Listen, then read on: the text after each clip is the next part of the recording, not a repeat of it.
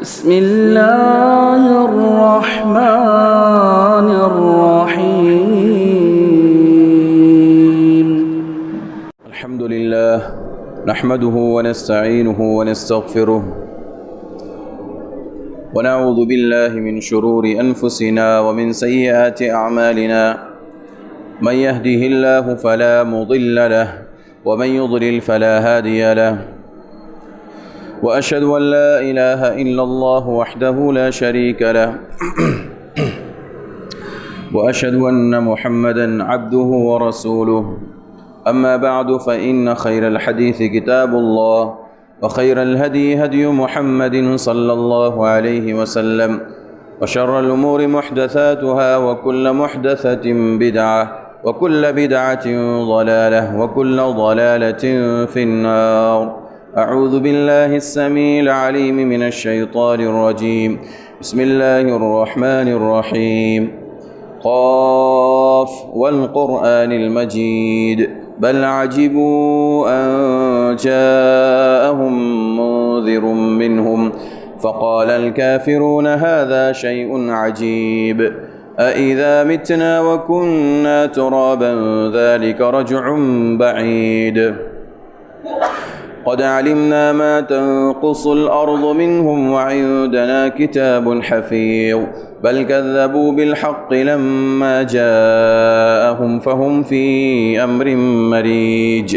أفلم ينظروا إلى السماء فوقهم كيف بنيناها وزيناها وما لها من فروج. والأرض مددناها وألقينا فيها رواسي وأنبتنا فيها من كل زوج بهيج تبصرة وذكرى لكل عبد منيب. ونزلنا من السماء ماء مباركا فأنبتنا به جنات وحب الحصيد والنخل باسقات لها طلع نضيد رزقا للعباد وأحيينا به بلدة ميتا كذلك الخروج. كذبت قبلهم قوم نوح وأصحاب الرس وثمود وعاد وفرعون وإخوان لوط وأصحاب الأيكة وقوم تبع كل كذب الرسل فحق وعيد. أفعينا بالخلق الأول بل هم في لبس من خلق جديد. وقال تعالى في موضع آخر ما أصاب من مصيبة إلا بإذن الله ومن يؤمن بالله يهد قلبه إن الله بكل شيء عليم. وقال النبي صلى الله عليه وسلم العبادة في الهرج كهجرة إلي. رب اشرح لي صدري ويسر لي أمري واحلل عقدة من لساني يفقه قولي. اللهم رب زدني علما.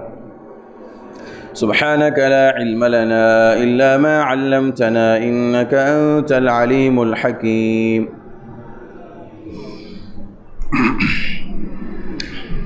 ہر قسم کی تعریف، توصیف، کبریائی، بڑائی، بزرگی اس اللہ عز و جل کے لیے لائق اور زیبا ہیں، جو ساری کائنات کا تنہا خالق، مالک، مدبر اور پالنہار ہیں، جس اللہ سبحانہ و تعالیٰ نے اپنے بندوں کو فتنوں سے بچنے کی تدابیر اور اسباب اپنی کتاب قرآن مجید کے اندر بتا کر کے رہنمائی فرمائی، اور بے شمار انگنت درود اور سلام ہو اس دنیا میں آنے والے تمام انبیاء اور رسولوں پر، بالخصوص میرے اور آپ کے محبوب اور پیارے نبی جناب محمد رسول اللہ صلی اللہ علیہ وسلم کی ذات مبارکہ پر، جنہوں نے اپنی احادیث کے اندر اپنی امت کو فتنوں سے بچنے کے لیے کن تدابیر کو اختیار کرنا چاہیے اور فتنوں کے دور میں ایک مسلمان کا کردار کیا ہونا چاہیے ذکر کر کے اپنی امت کی رہنمائی فرمائی اور انہیں صحیح راستے کی تلقین فرمائی۔ برادران اسلام، حاضرین جمعہ، اسلامی اور دینی ملی بھائیوں، پردہ نشین ماں اور بہنوں، گزشتہ جمعہ کے خطبے میں موجودہ دور کے کچھ فتنے آپ کے سامنے ذکر کیے گئے تھے اور یہ بتایا گیا تھا کہ انشاءاللہ آئندہ جمعہ کے خطبے میں ایک مسلمان کا کردار ان فتنوں کے دور میں کیا ہونا چاہیے، ساتھ ہی ساتھ وہ تدابیر کیا ہیں، وہ اسباب اور ذرائع کیا ہیں جن کو اختیار کر کے مسلمان ان فتنوں کے دور میں اپنے آپ کو مکمل طور پر محفوظ کر لیں۔ سب سے پہلی تدبیر مسلمان کا کردار فتنوں کے دور میں یہ ہے کہ وہ اللہ تبارک و تعالیٰ سے پناہ طلب کرے۔ فتنوں کے دور میں جب فتنے رونما ہو چکے ہوں، سماج میں، دنیا میں ہر طرف فتنے ہی فتنے ہوں، تو لوگوں کو چاہیے کہ وہ اللہ تبارک و تعالیٰ کی پناہ طلب کریں۔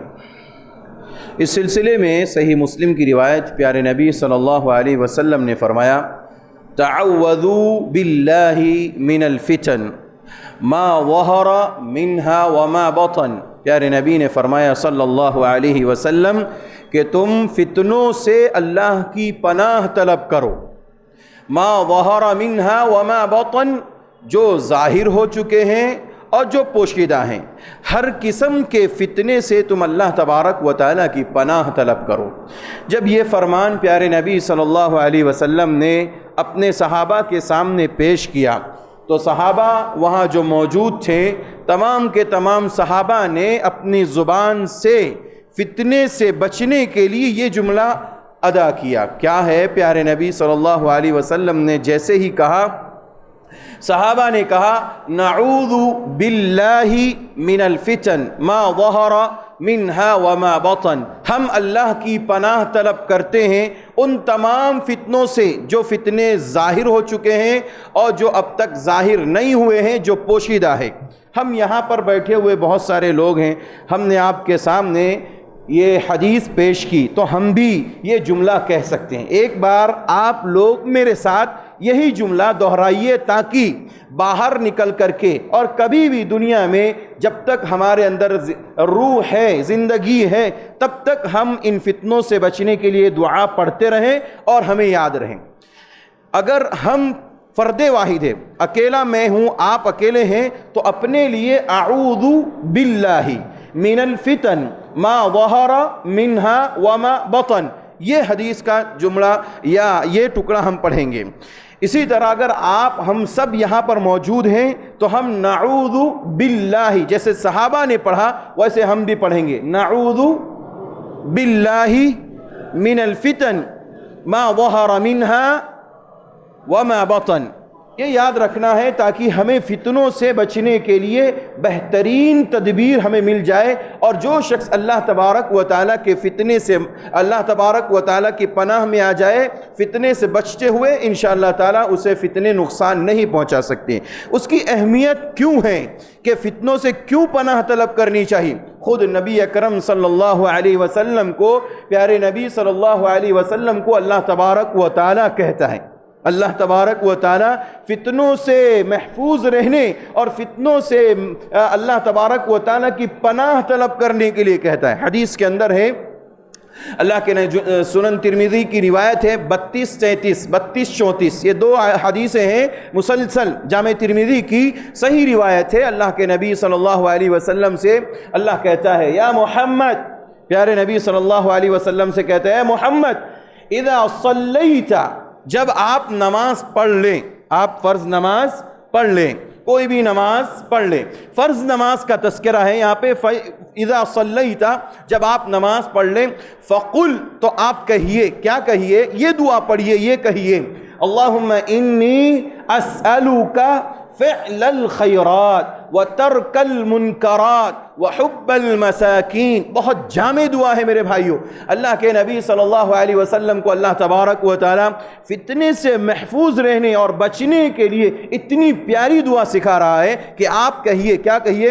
اللہم انی اسألوک فعل الخیرات. اے اللہ میں تجھ سے صرف نیکیاں کرنے کا سوال کرتا ہوں. وترک المنکرات, جتنی بھی منکرات چیزیں ہیں, جتنی بھی برائیاں ہیں, جتنے بھی غلط کام ہیں, ان سب کو چھوڑنے کا تجھ سے میں مطالبہ کرتا ہوں, تجھ سے سوال کرتا ہوں.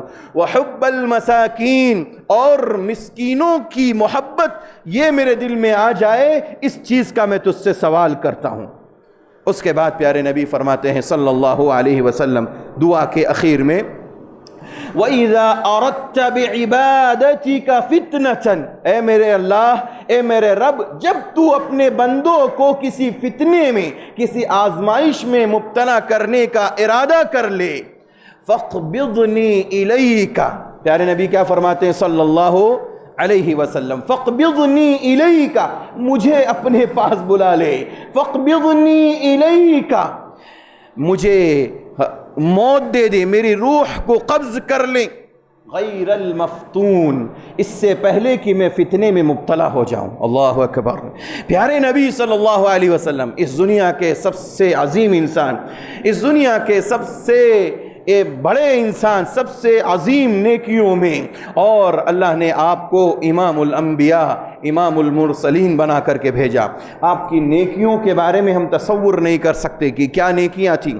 اللہ کے نبی صلی اللہ علیہ وسلم ان تمام کے باوجود فتنوں سے پناہ مانگ رہے ہیں اور اللہ سے دعا کر رہے ہیں. وَإِذَا أَرَدْتَ بِعِبَادَتِكَ فِتْنَةً, پروردگارہ اگر جب تو کسی اپنے بندوں میں جب تو فتنے کا یعنی آزمائش کا ارادہ کر لے, فتنے میں مبتلا کرنے کا ارادہ کر لے, تو مجھے فتنوں میں پڑنے سے پہلے موت دے دے.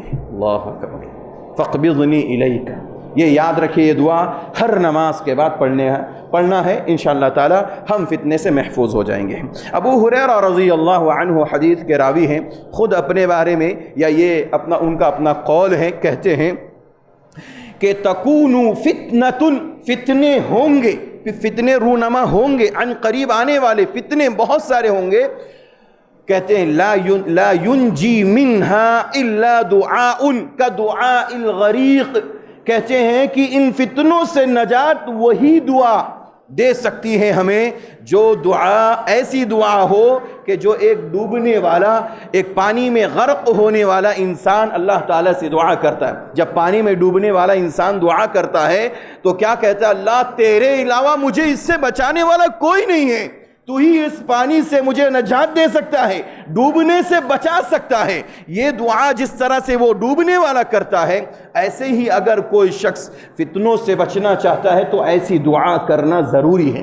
اس لیے میرے بھائیو, ایک دعا تو میں نے آپ کو شروع میں بتائی کہ اعوذ باللہ من الفتن ما ظہر منها وما بطن. دوسری حدیث جو اللہ کے نبی نے خود دعا کی, اللہم انی اسألوک فعل الخیرات وترک المنکرات وحب المساکین وَإِذَا أَرَدْتَ بِعِبَادَتِكَ فِتْنَةً فَاقْبِضْنِي إِلَيْكَ غَيْرَ الْمَفْتُونِ. یہ دعا ہر نماز کے بعد پڑھنی ہے. انشاءاللہ پڑھیں گے میرے بھائیوں, یاد نہیں یاد کر لیں گے انشاءاللہ, تاکہ ہم فتنے سے محفوظ ہو جائیں. یہ پہلی تدبیر ہے. مسلمان کا کردار یہ ہے فتنے سے بچنے کے لیے کہ وہ اللہ تبارک و تعالیٰ کی پناہ طلب کرے. فتنے سے بچنے کے لیے دوسری تدبیر یہ ہے, اور دوسرا مسلمان کا کردار یہ ہے کہ وہ اپنے عقید توحید کو مضبوط کریں اور عقید توحید پر ثابت قدم ہو رہے. ثابت قدم رہنا عقید توحید پر مصیبت کے وقت, آزمائش کے وقت, فتنے کے وقت, یہ بہت بڑی ذمہ داری ہے مسلمانوں کی, ہماری سب کی بہت بڑی ذمہ داری ہے. کیونکہ عام طور پر انسان اپنے عقیدے سے, اپنے منہج سے, اپنے طور طریقے سے, کتاب و سنت سے اس وقت پھرنے کی کوشش کرتا ہے جب اس کے اوپر آزمائش فتنے رونما ہوتے ہیں. اسی لیے پروردگار نے سورۃ التغابن کی آیت نمبر 11 میں کہا, ما اصاب من مصیبت الا باذن بِإِذْنِ اللَّهِ، اس بات کا ہمیں عقیدہ ہونا چاہیے، ہمارا عقیدہ اس بات کے لیے گواہی دے کہ جتنی بھی مصیبتیں، جتنی بھی آزمائشیں، جتنے بھی فتنے رونما ہوتے ہیں، یہ بِإِذْنِ اللہ ہوتے ہیں۔ یہ عقیدہ ہمارا ہونا چاہیے۔ اللہ تبارک و تعالیٰ کی اذن سے، اللہ تبارک و تعالیٰ کی اجازت سے روئے زمین پر جو بھی آزمائشیں نازل ہوتی ہیں وہ اس کے اذن سے ہوتی ہیں۔ اچھا، اس کے بعد اللہ نے جو ذکر کیا وہ ہمارے اور آپ کے لیے کرنے کی بات ہے۔ وہ کیا ہے؟ وَمَن يُؤْمِن بِاللَّهِ، جس نے اللہ کی ذات پر ایمان رکھا، یہدی قلبہ، اللہ کہتا ہے اس کے دل کو اللہ ہدایت دے دیتا ہے، رہنمائی کر دیتا ہے۔ میری اور آپ کی ذمہ داری ایسے موقع پر کہ عقیدے کو مضبوط کرنا، اور عقیدے کی مضبوط ہونے کے ساتھ ساتھ اس کے اوپر جمے رہنا، ڈٹے رہنا۔ آزمائش کتنی بھی سخت ہو، ہمیں اور آپ کو اس پر جمے رہنا ہے، عقیدے توحید پر مضبوطی کے ساتھ ڈٹے رہنا ہے۔ کیوں؟ اللہ کہتا ہے یہدی قلبہ، جو ایمان رکھتا ہے اللہ کی ذات پر، جو اللہ کی ذات پر یقین رکھ کر کے اپنے عقیدے کو مضبوط کرتا ہے، اللہ کہتا ہے یہدی قلبہ، ہدایت ایسے ہی دل کو ملتی ہے۔ اور جو اللہ کے دین سے غافل ہو جاتا ہے، اللہ کے تعلق سے بدگمانیاں پیدا کرنے لگتا ہے، ایسے شخص کو اللہ ہدایت نہیں دیتا۔ تو عقیدہ توحید کا مضبوط ہونا اور اس پر جم جانا یہ بہت ضروری ہے۔ یہ دوسرا سبب ہے۔ تیسری تدبیر فتنوں کے دور میں فتنوں سے بچنے کے لیے کتاب و سنت کو مضبوطی سے تھام لینا۔ کتاب و سنت کو، قرآن مجید اور سنت رسول اللہ صلی اللہ علیہ وسلم کو مضبوطی سے تھام لینا۔ جب تک یہ دونوں چیزیں ہماری زندگی میں نہیں ہوں گی، فتنوں سے ہم محفوظ نہیں رہ سکتے۔ کوئی یہ کہے کہ ان دونوں کے علاوہ دنیا میں بہت ساری کتابیں ہیں، بہت سارے اصول اور ضابطے ہیں، بہت سارے لاہے عمل ہیں دنیا میں تیار کیے گئے ہیں، بہت سارے لا ہیں، ہم اس کے مطابق زندگی گزار لیں گے۔ نہیں میرے بھائیوں، فتنوں سے بچنا ہے تو ان کتابوں پر، قرآن مجید اور سنت رسول اللہ صلی اللہ علیہ وسلم جن کتابوں کے اندر ذکر کی گئی ہیں، ان تمام کو لازم پکڑنا، مضبوطی کے ساتھ تھام لینا، یہ بہت ضروری ہے فتنے سے بچنے کے لیے۔ سورہ مائدہ کی آیت ہے، اللہ تعالیٰ قرآن مجید کے بارے میں کہتا ہے قَدْ جَاءَكُم مِّنَ اللَّهِ نُورٌ وَكِتَابٌ مُّبِينٌ۔ پیارے نبی صلی اللہ علیہ وسلم کے صحابہ اور دوسرے لوگوں کے سامنے قرآن کریم کی آیت پیش کی جا رہی ہے کہ تمہارے سامنے اللہ کی جانب سے ایک نور آ گیا، اور نور سے مراد قرآن مجید، نور مراد یہاں پر روشنی، رہنمائی کے معنی میں ہے۔ وَكِتَابٌ مُّبِينٌ، اور ایسی کتاب جو بالکل واضح ہے، کھول کھول کر کے بیان کرتی ہے، مسائل کو گنجلک اور پیچیدہ نہیں رکھتی بلکہ بالکل واضح کرتی ہیں۔ اس کے بعد پیارے نبی فرماتے ہیں یہ قرآن مجید کتاب مبین ہیں اور نور ہیں، کس کے لیے؟ یہدی بہ اللہ من اتبع رضوانہ سبل السلام۔ اس قرآن مجید کے ذریعے اللہ تبارک و تعالی ان لوگوں کی صحیح رہنمائی کرتا ہے اور صراط مستقیم ان لوگوں کو دکھاتا ہے۔ من اتبع رضوانہ، جو اللہ کی رضوان کو، اللہ کی رضا کو جو چاہتے ہیں، اللہ کی رضا کے متبع ہیں، اس کی پیروی کرنے والے لوگ ہیں، ان لوگوں کو یہ قرآن مجید اللہ تبارک و تعالی اس کے ذریعے ہدایت دیتا ہے، ان کی رہنمائی کرتا ہے۔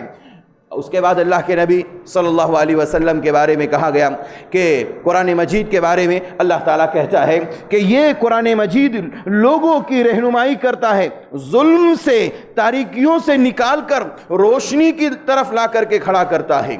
وَيَهْدِيهِمْ إِلَى صِرَاطٍ مُسْتَقِيمٍ، اور یہ قرآن مجید کی ایک خوبی یہ ہے کہ صراط مستقیم پر چلاتا ہے، سیدھے راستے پر، انسان کو بہکنے نہیں دیتا، انسان کو صراط مستقیم سے ہٹنے نہیں دیتا۔ جب تک یہ قرآن مجید ہم تھامے رہیں گے، تھامنے کا مطلب یہ ہے اس کو پڑھنا، روزانہ پڑھنا، اس کی تلاوت کرنا، اس کو مسلسل سمجھنے کی کوشش کرنا، اس کا مطالعہ کرنا۔ قرآن مجید کو جب تک ہم سمجھیں گے نہیں، جب تک پڑھیں گے نہیں، اس کے اندر کیا احکام اور کیا اللہ تبارک و تعالیٰ نے باتیں ذکر کی ہیں، جب تک ہم وہ سمجھیں گے نہیں، میرے بھائیوں، قرآن مجید ہمارے لیے ہدایت کا چشمہ نہیں ہو سکتا، ہدایت کا ذریعہ نہیں ہو سکتا، یہ ہمیں ظلمات سے، تاریکیوں سے نجات نہیں دلا سکتا، صراط مستقیم پر ہمیں گامزن نہیں کر سکتا۔ اگر ہمیں ضرورت ہے، اگر ہم چاہتے ہیں کہ ہم صراط مستقیم پر قائم رہیں اور سیدھے راستے پر قائم رہیں، تو ضروری ہے کہ ہم قرآن مجید کو مضبوطی سے تھامے رہیں۔ اسی طرح سے قرآن مجید کے علاوہ سنت رسول اللہ صلی اللہ علیہ وسلم کو بھی پکڑنے کا حکم ہے، اسے بھی مضبوطی سے تھامنے کا حکم ہے۔ پیارے نبی نے فرمایا صلی اللہ علیہ وسلم، فتنوں کے دور میں جب فتنے رونما ہو جائیں گے تو علیکم بسنتی وسنت الخلفاء المہدیین الراشدین، نبی اکرم صلی اللہ علیہ وسلم نے فرمایا تمہارے اوپر میری سنت، میرے صحابہ کی سنت تمہارے اوپر لازمی ہے، ضروری ہے۔ جب تک تم ان سنتوں کو پکڑے رہو گے، ان کے طریقے کو پکڑے رہو گے، لن تضلوا ما تمسکتم، تم لوگ کبھی گمراہ نہیں ہو سکتے۔ کتاب اللہ و سنت رسولی، وہ کیا ہے؟ ایک اللہ کی کتاب قرآن مجید اور دوسری نبی اکرم صلی اللہ علیہ وسلم کی سنت۔ جب تک ان دونوں چیزوں کو لوگ پکڑے رہیں گے، مسلمان کتاب و سنت پر جب تک قائم رہیں گے، وہ کبھی فتنوں میں مبتلا نہیں ہو سکتے۔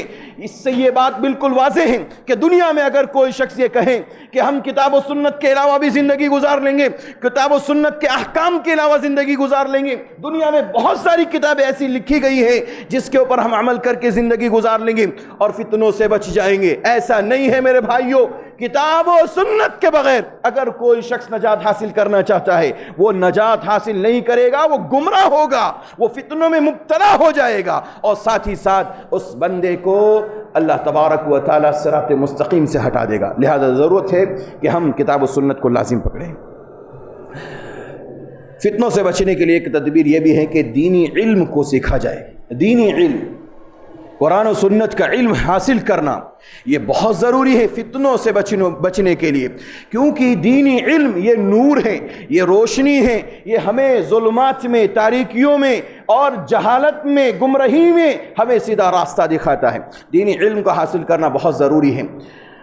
دینی علم کی فضیلت میں، اس کی اہمیت میں اللہ تبارک و تعالی نے سورہ توبہ کی آیت نمبر 122 میں اس کے اوپر ابھارا۔ اللہ کہتا ہے فَلَوْلَا نَفَرَ مِن كُلِّ فِرْقَةٍ مِّنْهُمْ طَائِفَةٌ لِيَتَفَقَّهُوا فِي الدِّينِ وَلِيُنذِرُوا قَوْمَهُمْ إِذَا رَجَعُوا إِلَيْهِمْ لَعَلَّهُمْ يَحْذَرُونَ۔ اللہ کہتا ہے ایسا کیوں نہ ہو کہ ہر قوم میں، ہر بستی میں، ہر علاقے میں، ہر جماعت میں، ہر گروہ میں ایک نہ ایک ٹولی، ایک نہ ایک جماعت، ایک نہ ایک گروہ ہونا چاہیے لوگوں کا لِيَتَفَقَّهُوا فِي الدِّينِ، جو دین کے اندر تفقہ حاصل کرے، جو دین میں سمجھ حاصل کرے، جو کتاب و سنت کا علم حاصل کریں اور اسے خوب اچھی طرح سمجھیں، اور وَلْيُنذِرُوا قَوْمَهُمْ إِذَا رَجَعُوا إِلَيْهِمْ، اور جب وہ علم حاصل کر کے مدارس سے، مکاتب سے اور عربی اداروں سے آ کر کے اپنے علاقے میں آئیں، وَلْيُنذِرُوا قَوْمَهُمْ إِذَا رَجَعُوا، تاکہ وہ لوگ اپنی قوم کو ڈرا سکیں، ان کو بتائیں اللہ اس علم کے ذریعے ہمیں کیا بتانا چاہتا ہے، قرآن مجید کے اندر اللہ نے کیا ذکر کیا، پیارے نبی نے احادیث کے اندر کیا ذکر کیا، ہمارے اوپر کیا احکام واجب ہوتے ہیں، کیا اللہ کے حقوق ہیں، کیا رسول اللہ کے حقوق ہیں، کیا دنیا میں لوگوں کے حقوق ہیں۔ یہ ساری باتیں ہمیں دینی علم سے ملے گا۔ اسی لیے دینی علم کی اہمیت کے پیش نظر اللہ نے اس آیت کریمہ میں کہا کہ ایک جماعت تو ایسی ہونی چاہیے، ہر دور میں، ہر گروہ میں، ہر جماعت میں، ہر فرقے کے اندر ایک گروہ ایسا ہونا چاہیے، ایک جماعت، ایک ٹولی، ایک ٹیم ایسی ہونی چاہیے جو دینی علم کو سیکھیں اور لوگوں تک پہنچائیں۔ میرے بھائیوں، دینی علم یہ بہت بڑا ہتھیار ہے فتنوں سے لڑنے کے لیے، بہت بڑا ہتھیار۔ اگر دینی علم ہے تو ہم فتنوں سے بچ جائیں گے اور یہ ہمارے لیے مددگار ثابت ہوگا۔ اسی طرح سے دینی علم یہ بہت بڑا خیر ہے، دینی علم یہ بہت بڑا خیر ہے۔ جس نے دینی علم حاصل کیا گویا کہ اس نے بہت بڑا خیر حاصل کر لیا۔ قرآن حکیم میں سورہ آل عمران کی آیت میں اللہ نے کہا یؤتی الحکمۃ من یشاء، اللہ جسے حکمت دے، وَمَن يُؤْتَ الْحِكْمَةَ فَقَدْ أُوتِيَ خَيْرًا كَثِيرًا، جس کو اللہ نے حکمت دے دی، حکمت سے مراد دینی علم، جسے حکمت دے دی اللہ تبارک و تعالی نے، فَقَدْ أُوتِيَ خَيْرًا كَثِيرًا، سمجھ لیجئے اسے اللہ نے بہت زیادہ خیر اور بھلائی عطا کر دی۔ اس لیے دینی علم کو حاصل کیجئے، اپنے بچوں کو اس کے لیے تیار کیجئے اور دینی اداروں میں بھیج کر کے انہیں دینی علم سکھوائیے، اور خود بھی اگر بڑے ہو گئے، ضروری نہیں ہے کہ بڑے ہونے کے بعد انسان علم حاصل نہیں کر سکتا۔ ہمارے سارے صحابہ کو دیکھیے، الا ماشاءاللہ جو چھوٹے بچے تھے، ان کے علاوہ اکثر صحابہ جو ہیں وہ سب کے سب بڑے تھے، جوان تھے، عمر کو پہنچے ہوئے تھے، لیکن اس کے باوجود پیارے نبی صلی اللہ علیہ وسلم سے علم حاصل کرنے آیا کرتے تھے اور بہت زیادہ علم حاصل کیا انہوں نے۔ میرے بھائیوں، دینی علم کے تعلق سے ایک بات یاد رکھنی ہے، وہ یہ ہے کہ دینی علم، شرعی علم کو حاصل کرنا ہے تو شرعی علماء سے حاصل کرنا ہے۔ یہ بات بہت اہم ہے اور یہ جاننے اور یاد رکھنے کی ہے کہ علم حاصل کرنا چاہتے ہیں، ہر ایک کی خواہش ہے شرعی علم حاصل کرنا چاہتے ہیں، لیکن ہمیں یہ نہیں معلوم کہ کس سے حاصل کرنا۔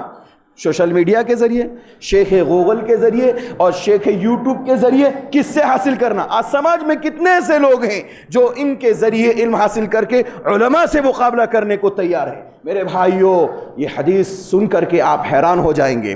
پیارے نبی صلی اللہ علیہ وسلم نے فرمایا دینی علم حاصل کرنا ہے تو شرعی علماء سے حاصل کیجئے۔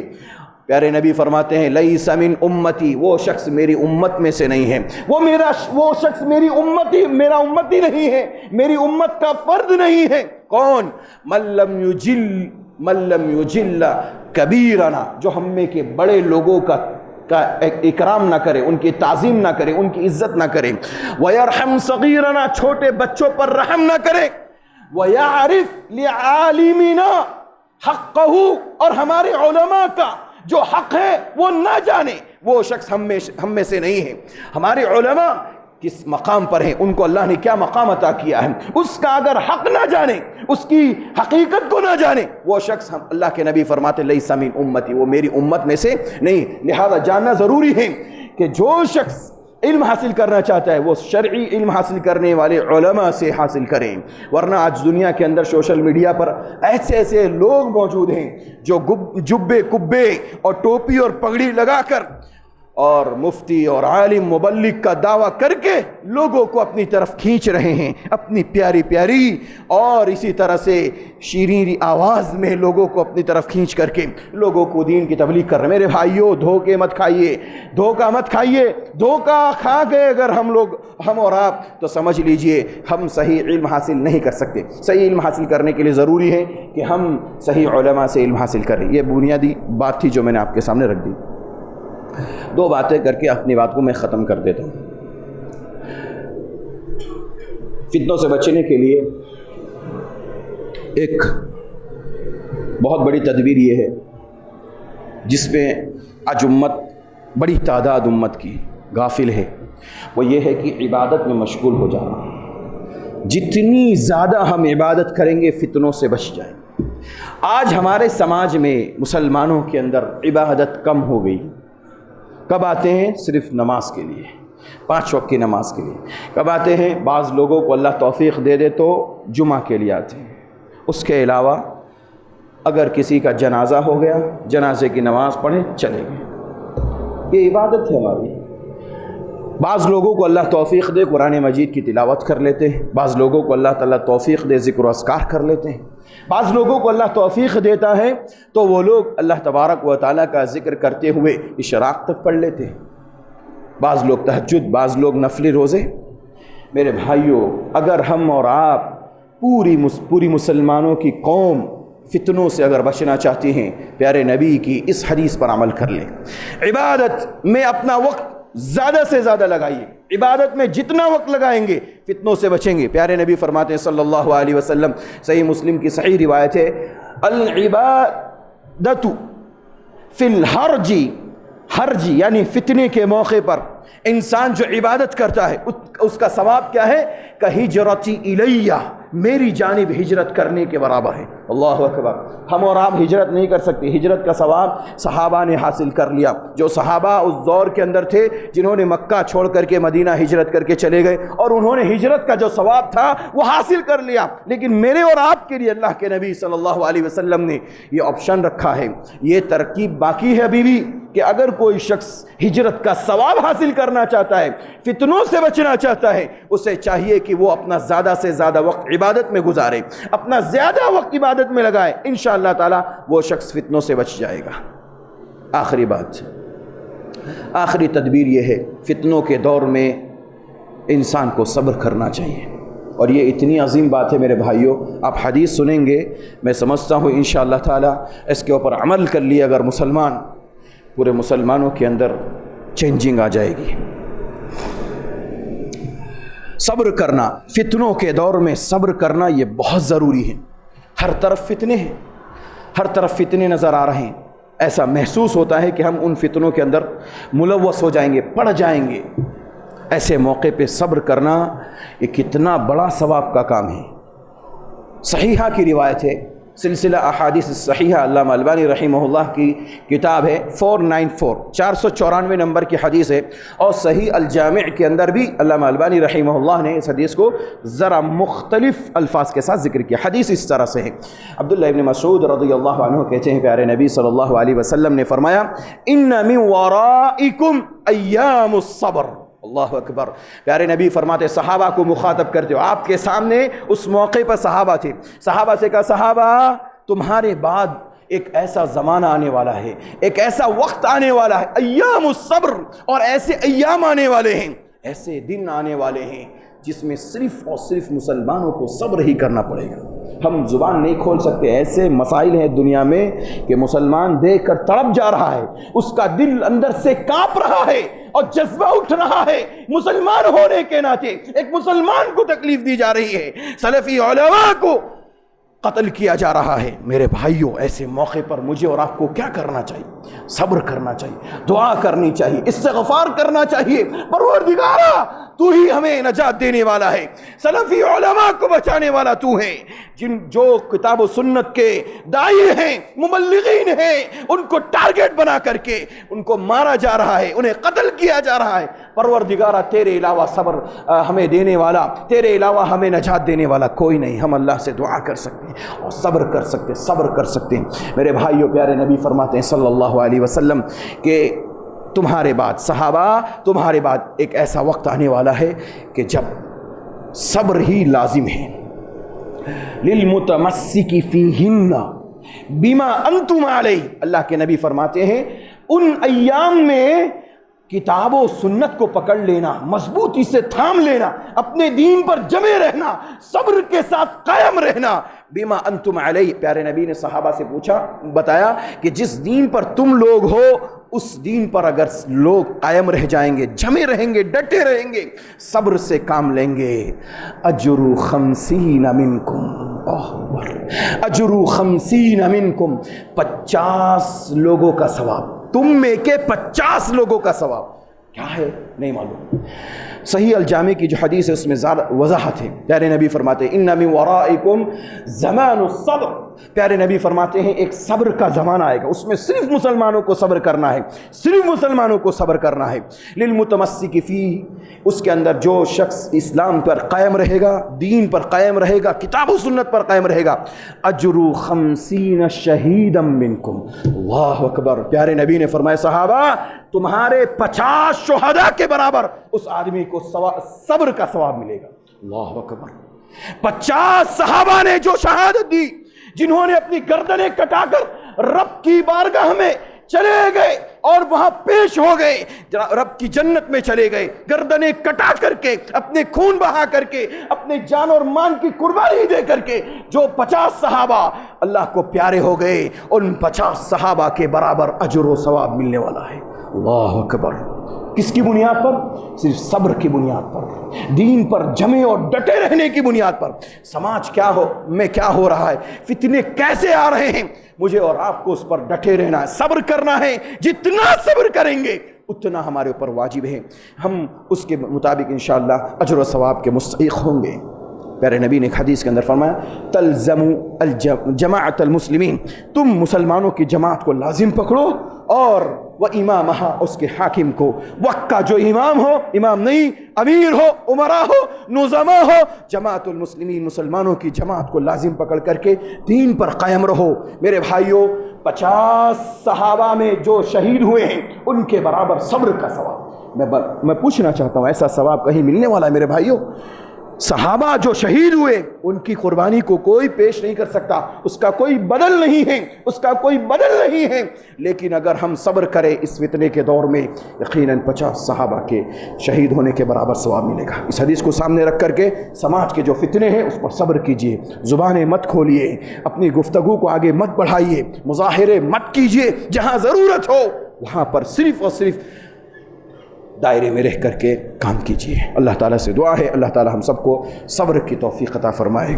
فتنے کے دور میں ہر قسم کے فتنے سے بچنے کے لیے ہمیں جو تدابیر بتائی ہے قرآن و سنت کے اندر اسے اپنانے کی توفیق عطا فرمائے۔ جو پریشان ہے اللہ ان کی پریشانیوں کو دور فرما، جو بیمار ہے اللہ ان کی بیماریوں میں شفا کلی نصیب فرما، ہمارے والدین کی حفاظت فرما، ان کی پریشانیوں کو دور فرما، ان کی بیماریوں میں شفا کلی نصیب فرما۔ جن کے والدین اس دنیا سے چلے گئے اللہ ان کو کروٹ کروٹ چین و سکون نصیب فرما، جنت الفردوس میں اعلیٰ مقام عطا فرما، ہماری سیئات کو خطاؤں کو معاف فرما، جب تک اس دنیا میں زندہ رکھ، ایمان پر زندہ رکھ، جب خاتمہ ہو خاتمہ بالخیر نصیب فرما۔